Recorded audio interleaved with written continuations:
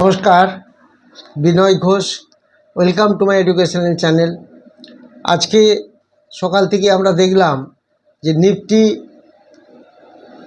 প্রায় অনেকটা গ্যাপ ডাউনে নামলো, যেটা আমি সকালে শর্টসে বলে দিয়েছিলাম যে নিফটি আজকে ডাউনে থাকবে, এবং সেটা আমি আপনাদের দেখাচ্ছি কতটা ডাউন হলো। এবং তারপরে নিফটি 300 পয়েন্ট বাউন্স ব্যাক দিল।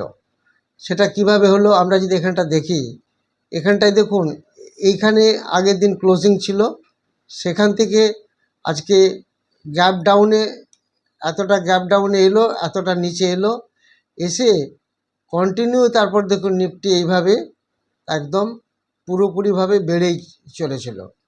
তো এই জায়গাটা যদি আমরা দেখি তাহলে আমরা দেখতে পাচ্ছি যে প্রথমে গ্যাপ ডাউন হলো, তারপর 300 পয়েন্ট ধীরে ধীরে 300 পয়েন্টের উপরে এখানে আমরা দেখতে পাচ্ছি 378 পয়েন্ট। এই জায়গাটা যদি আমরা দেখি 378 পয়েন্টের একটা র্যালি হলো, সেখানে আমরা এটাকে 300 পয়েন্ট হিসাবে বলছি। এই যে বাউন্স হলো, বাউন্স ব্যাক হলো, এর পেছনে কিছু কারণও আছে, সেগুলি আপনাদের আমি দেখাবো। এখান থেকে এটা একটা 5 মিনিটের চার্ট খোলা আছে, এটা 5 মিনিট চার্ট। সেই চার্টটা দেখে আপনারা বুঝতে পারছেন কিভাবে আজকে নিফটির র্যালিটা হয়েছে। গ্যাপ ডাউনে খুললো, তারপরে ধীরে ধীরে একটা র্যালি হলো, এবং এই যে র্যালিটা হলো তার নির্দিষ্ট কিছু কারণ আছে, সেগুলি বলবো। এর সাথে সাথে 4টি স্টক নিয়ে আমি আলোচনা করব, যে স্টকগুলি আমাদের র্যাডারে এসেছে, এবং সেগুলি যখন আমি ডিটেলস বলবো তখন দেখিয়ে দেবো আপনাদের কিভাবে হচ্ছে। তার আগে আমি আপনাদের দেখাচ্ছি কী কী কারণে আজকে মার্কেট এতটা বাউন্স ব্যাক হলো, সেটা আমরা একটা ছোট্ট করে দেখে নিই। এখানে এই যে বাউন্স ব্যাক হয়েছে নিফটি 300 পয়েন্টের মতো, সেটা এখানে এই যে রিকভারি, সেটা কিভাবে হলো। ফার্স্ট হচ্ছে টেকনিক্যাল একটা শর্ট কভারিং হলে নিশ্চয়ই আপনারা জানেন কি হয়। প্রথমে কি হয়, মার্কেটকে ধীরে ধীরে শর্ট করতে করতে, অর্থাৎ সেল করতে করতে মার্কেটকে নিচে ফেলা হয়। তারপরে যখন সেটা কভার করা হয় তখন অটোমেটিক্যালি মার্কেট বাড়তে থাকে, এটাকে বলা হয় শর্ট কভারিং। এটা একটা স্টেপ ছিল। তারপরে ছিল শক্তিশালী ডোমেস্টিক সাপোর্ট, অর্থাৎ ডিআইয়ের প্রচুর বাইং, ডিআই এতটাই বাইং করছে সেখানে এফআইআই পাত্তাই পাচ্ছে না। সেই শক্তিশালী বা স্ট্রং ডিআই বাইং, সেটা দেখে আমরা বুঝতে পারছি যে কিভাবে ডিআইআই এতটা পরিমাণ কিনছে, সেখানে এফআইআই বেচলেও মার্কেট উঠে যাচ্ছে। তো এই শক্তিশালী ডিআইয়ের যে স্ট্রং বাইং, সেটা আমরা দেখতে পেলাম। এর সাথে সাথে হচ্ছে একটা গ্লোবাল রিলিফ এখানে দেখা গেছে, বৈশ্বিক বা ভূ রাজনৈতিক স্বস্তিক, গ্লোবাল রিলিফ। যেটা এখানে যে ইউএস ইরান পরিস্থিতি চলছে বা বিশ্ব রাজনীতির কোনো নেতিবাচক খবরে যখন ইতিবাচক কোনো আপডেট আসে যুদ্ধবিরতি, তখন বিশ্ববাজারের পাশাপাশি দ্রুত সেন্টিমেন্টের একটা উন্নতি ঘটে। ক্রুড অয়েলের সামান্য পতনও আছে এর মধ্যে, এগুলো অন্যতম বড় কারণ হতে পারে। এই একটা বৈশ্বিক বা ভূ রাজনৈতিক স্বস্তি এটার জন্য হতে পারে। ভ্যালু বাইং, এটা কীরকম ভ্যালু বাইং? টানা পতনের পর যখন হেভিওয়েট স্টকগুলো, আজকে সকালে দেখেছেন যে রিলায়েন্স এবং এইচডিএফসি ব্যাঙ্ক, যে দুটি মেন স্টক, সেই দুটিই কিন্তু মাইনাসে ছিল। তারপরে দেখবেন ধীরে ধীরে কি সুন্দরভাবে বেড়ে গেল। তো সেইগুলো আমরা যদি দেখি, টানা পতনের পর সেই হেভিওয়েট শেয়ারগুলো যখন বাড়ছে তখন একটা ভালো বাইং আসে। এর সাথে সাথে পলিসি বা সরকারের ইতিবাচক সিদ্ধান্তের সংকেত, অর্থাৎ বন্ড মার্কেটে ট্যাক্স ছাড়, টাকার দামের সামান্য স্থিতিশীলতা, অথবা কর্পোরেট আয়ের ভালো রিপোর্টের মতো কোনো ভেতরের ভালো খবর আগেভাগে, সেগুলির এফেক্ট একটা আজকে এসেছে।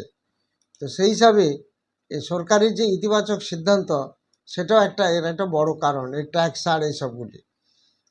এর সাথে সাথে পরবর্তী পদক্ষেপ আমাদের কি হওয়া উচিত? আমাদের একটা, যেহেতু ট্রেনটা রিভার্সাল হচ্ছে, এটা ডেড ক্যাট বাউন্স, সেটা আমাদের কি করা উচিত? একসাথে বেশি শেয়ার কেনা উচিত নয়, ধীরে ধীরে কেনা উচিত। এবং আরেকটু দেখতে হবে আমাদের যে রেজিস্ট্যান্স লেভেলটা ব্রেক করছে কিনা। নিফটির যে রেজিস্ট্যান্স লেভেল আছে, সেটা যদি ব্রেক করে রেজিস্ট্যান্সটা, তাহলে জানবেন মার্কেটটা আরও ধীরে ধীরে একটা ভালো পজিশনে যেতে পারে। তো এসআইপির মতো স্টককে ধীরে ধীরে কিনতে হবে, সেগুলি আমাদের খেয়াল রাখতে হবে। এইগুলি মেন খবর ছিল। তার মধ্যে এবার 4টি স্টক আমরা পেয়েছি। এই যে স্টকগুলি আছে, এগুলি আমাদের র্যাডারে ধরা পড়েছে। র্যাডার বলতে যেটা আমরা বলি, আমাদের ফর্মুলা আছে আমরা যে 3টি কোর্স শেখাই, একটা সুইং ট্রেডিং, একটা ইন্ট্রাডে এবং একটা ফিউচার অপশান, ভিন্ন ভিন্ন ফর্মুলা আছে, সমস্ত ফর্মুলা সেটিং করা থাকে। স্ক্যান করলে আমাদের স্টুডেন্টরা স্ক্যান করে সেগুলি ফর্মুলাতে ফেলে এইগুলি বের করতে পারে। সেই র্যাডার সিস্টেমে আমাদের এই স্টকগুলি আজকে এসেছে, আরও কয়েকটি এসেছে, তার মধ্যে কয়েকটি স্টক বললাম। এগুলি যারা শিখেছে স্টুডেন্টরা নিজেরাই বের করে নিতে পারে। দেখবেন 6000 কোম্পানি আছে বাজারে, প্রত্যেকটির জন্য আলাদা আলাদা করে খুঁজে পাওয়া যায় না। আমাদের কিছু লেভেল আছে, সেই লেভেলটা যখনই ক্রস করে যায় তখনই আমাদের রাডারে ধরা পড়ে যায়, অর্থাৎ ফর্মুলা সেটাকে স্ক্যান করে বের করে দেয়। এরকম 4টি স্টক আমি আপনাদের বলছি। ফার্স্ট যে স্টকটি বলছি সেটা হচ্ছে প্রাজ ইন্ডাস্ট্রিজ। এই প্রাজ ইন্ডাস্ট্রি একটু খেয়াল রাখবেন, শর্ট টার্মে এটা একটা ভালো বাউন্স ব্যাক করতে পারে। প্রায় দেখুন এখানে 7-8 দিন ধরে পড়ছে, এবার একটু টাইম আসছে, ধীরে ধীরে কয়েকদিনের মধ্যে একটা বাউন্স ব্যাক হতে পারে। এটা গেল 1 নম্বর স্টক। তারপর যে স্টকটা আপনাদের দেখাবো সেটা হচ্ছে ডালমিয়া ভারত সুগার ইন্ডাস্ট্রিজ। এই ডালমিয়া ভারত সুগার ইন্ডাস্ট্রিজ এটিও বেশ দেখুন কয়েকদিন ধরে পড়ছে। তার আগে এই লেভেলটা যদি দেখেন কিভাবে বেড়েছিল দেখুন, তারপরে একটা রেঞ্জ বাউন্ড চলছিল, তারপরে একটা টানা ফেলেছে প্রায় 8-10 দিন। তো এই ডালমিয়া ভারত সুগারটাও একটু খেয়াল রাখতে হবে। এই স্টকটা এটাও ঠিক আমাদের ফর্মুলা সেটিং থেকে এটা পাওয়া গেছে।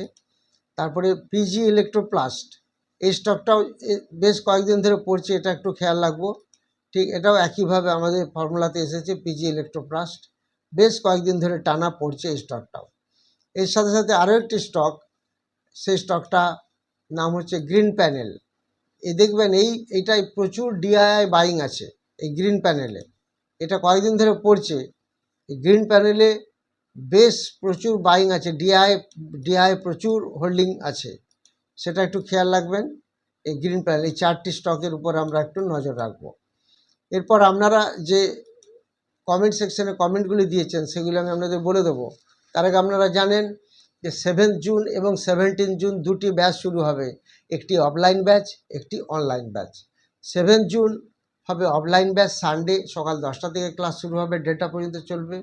আর 17 জুন রাত্রি 8টা থেকে 10টা। এখানে 3টি কোর্স একসাথে শেখানো হয়। 3টি কোর্স মানে সেই 3টি হলো, একটা হচ্ছে ফিউচার অ্যান্ড অপশন, যেটা আমরা খুব ভালো করে শেখাই, বিকজ আমরা নিজেরাই প্রচুর ফিউচার অপশানে কাজ করি, নিশ্চয় আপনারা এটা জানেন। আরেকটি আছে ইন্ট্রাডে ট্রেডিং, সেটিও শেখানো হয়। তার সাথে সাথে সুইং ট্রেডিং, এই 3টি কোর্স একসাথে শেখানো হবে, একদম বেসিক লেভেল থেকে অ্যাডভান্স লেভেল পর্যন্ত, অর্থাৎ A to Z সব শেখানো হবে। এর বাইরে আর কিছু শেখার প্রয়োজন হবে না। তো এরকম কোর্সগুলি শুরু হচ্ছে, যেখানে fundamental, technical, price action, chart pattern, candlesticks সব কিছু শেখানো হবে। তার সাথে সাথে স্টক সিলেকশন ফর্মুলা, যেটা একটু আগে বলছিলাম, যে 4টি স্টক আমরা পেয়েছি, কিভাবে পেলাম, কিভাবে ফর্মুলা সেটিং হয়, কিভাবে আমরা স্ক্যান করে বের করব, সেই আলাদা আলাদা ফর্মুলা আছে প্রত্যেকটির জন্য, ইন্ট্রাডে, সুইং এবং ফিউচার অপশন আলাদা আলাদা। সেগুলি আমরা কিভাবে স্ক্যান করে বের করব সেগুলি সেটিং করে দেবো। তার সাথে সাথে সেগুলি লাইভ মার্কেটে দেখাবো, কিভাবে লাইভ মার্কেটে সেগুলি কাজ হয়, কীরকম রিটার্ন পাই আমরা, সেগুলি আমরা দেখিয়ে দিই লাইভ মার্কেটে।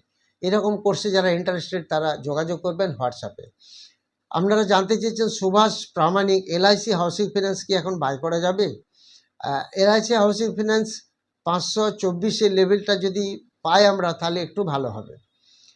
আলমগীর মণ্ডল জানতে চান কল্যাণ জুয়েলার্স 429 করে বাই, এটা কি হোল্ড না সেল করব? এটাকে হোল্ড করুন, পারলে 329-এর কাছাকাছি যদি পাওয়া যায় আর একটু অ্যাভারেজ করে নেবেন। হিন্দুস্তান জিঙ্ক, ITC কেনা লং টার্মের জন্য, দেখুন দুটি শেয়ারই খুব ভালো, হিন্দুস্তান জিঙ্কও ভালো, ITCও ভালো, এটা ওয়েট করুন, লং টার্মে ভালো রিটার্ন পাবেন। প্রান্তিক রায় জানতে চান হিন্দুস্তান কনস্ট্রাকশন কত দামে ক্রয় করলে ঠিক হবে? এটা যদি 19, 80, 20 টাকা এই লেভেলে পান তাহলে ঠিক আছে। সূর্য এনার্জি এখন বাই করা যেতে পারে, 51 টাকার কাছাকাছি আসলে একটু বাই করা যেতে পারে। কৌশিক ঘরু জানতে চান NHPC সম্বন্ধে, জানতে চান এটা যেটা আমি 15/5 ভিডিওতে বলে দিয়েছি, একটু দেখে নেবেন। শম্পা মণ্ডল জানতে চান ডেল্টা কর্প এই সময় কেনা ভালো, 69 চলছে, একটু দেখে নিন। আপনি 69-এ কিনেছেন হয়তো, না এখন তো 78-এর কাছাকাছি চলছে, 63 পেলে এই জায়গাটা খুব ভালো লেভেল। কার্তিক রানা জানতে চাইছেন কোচিন শিপইয়ার্ডের সাপোর্ট আর রেজিস্ট্যান্স, সাপোর্ট থাকবে 1470, রেজিস্ট্যান্স থাকবে 1689। আসাদ লস্কর জানতে চেয়েছেন Infibeam avenues current name CC avenues limited কেমন স্টক 29-এ বাই করা যায়? এটা ডেট ফ্রি প্রায় কোম্পানি, এটা অ্যাকচুয়ালি দাম তো এখন 13 টাকার কাছে চলছে। যদি একটু নিচে আসে সামান্য, যদি 12 এরকম লেভেলে পাওয়া যায় তাহলে একটু খেয়াল রাখুন। মন্টু কুমার নন্দী জানতে চান কেস টেকনোলজিসের সাপোর্ট আর রেজিস্ট্যান্স 2965 সাপোর্ট এবং রেজিস্ট্যান্স থাকবে 3922। পাইন ল্যাবস কি এখন বাই করা যেতে পারে? এটা তো অ্যাকচুয়ালি পুরো লোতে চলছে, এটা প্রচুর পড়ে গেছে, এটার কয়েকটি নেগেটিভ পয়েন্ট আছে, এক্ষুনি বাই না করে একটু খেয়াল রাখুন। মসিফ টেকনোলজি 207 করে কেনা আছে, এটা কি বাড়বে? নিশ্চয় বাড়বে। মসিফ টেকনোলজি কি কাজ করেন নিশ্চয়ই জানেন, এটা ভালো কোম্পানি, একটু সময় লাগবে তবে বাড়বে। এনএমডিসি এটা জানতে চেয়েছেন সুপ্রভাত মণ্ডল। উত্তম নন্দী জানতে চেয়েছেন এনএমডিসি ফ্রেশ বাই করা যেতে পারে? এনএমডিসি যদি 86 লেভেলে পান তাহলে একটু বাই করে নেবেন। স্বপন শাহ জানতে চেয়েছেন অ্যাপেলো টায়ার কি এখন বাই করা পজিশনে আছে? 282 অ্যাপেলো টায়ার অনেকটা পড়ে গেছে, 282-র কাছে পেলে একটা ভালো লেভেল আছে। অভিমান বসাক জানতে চেয়েছেন এসবিআই 1100 করে কেনা আছে, এই ফিনান্সিয়াল ইয়ারে রিকভারি পাবো? এই ফিনান্সিয়াল ইয়ারে নিশ্চয়ই পেয়ে যাবেন, এসবিআই বেড়ে যাবে। আদানি পোর্টস বাড়ার সম্ভাবনা আছে। আদানি পোর্টস কত হলে কিনবো? আদানি পোর্টস 1688-র কাছে পাওয়া গেলে কেনা যেতে পারে। জেপি পাওয়ার কি এখন বাই করা যায়? 17 লেভেল আসলে একটু খেয়াল রাখতে হবে।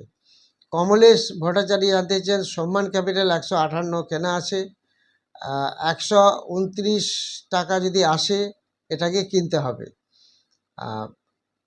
কল্লোল জানতে চান আইওসি এখন কেনা যাবে? 123 লেভেলে যদি পান দেখতে পারেন। যারা ভিডিওটি নতুন দেখছেন তারা অবশ্যই সাবস্ক্রাইব, লাইক ও শেয়ার করবেন। যারা 7th জুন এবং 17 জুনের ব্যাচে ক্লাস করতে চান তারা অবশ্যই হোয়াটসঅ্যাপে যোগাযোগ করবেন।